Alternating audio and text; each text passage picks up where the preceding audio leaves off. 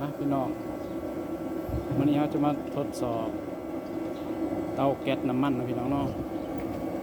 ตอนนี้กำลังลุกพี่น้อง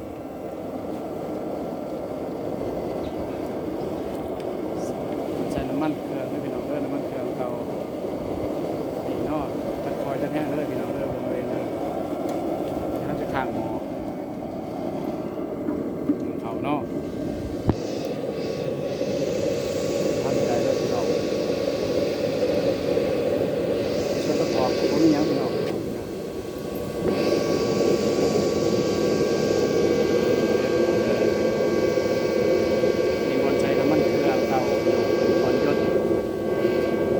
ปล่อยน้ำมันลงนะพี่น้องเนาะปล่อยน้ำมันจะไหลเข้ามาสู่นี่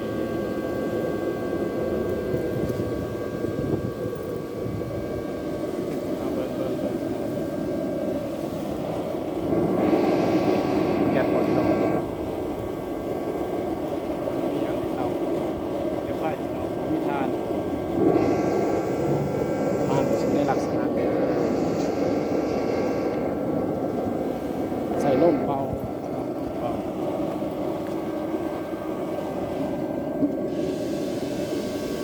ทัดใจร่มเป่าเอาผมมีอย่างพี่น้องมีแต่นี้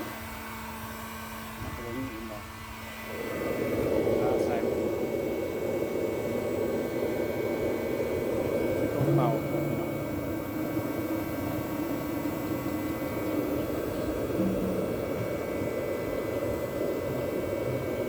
เป็น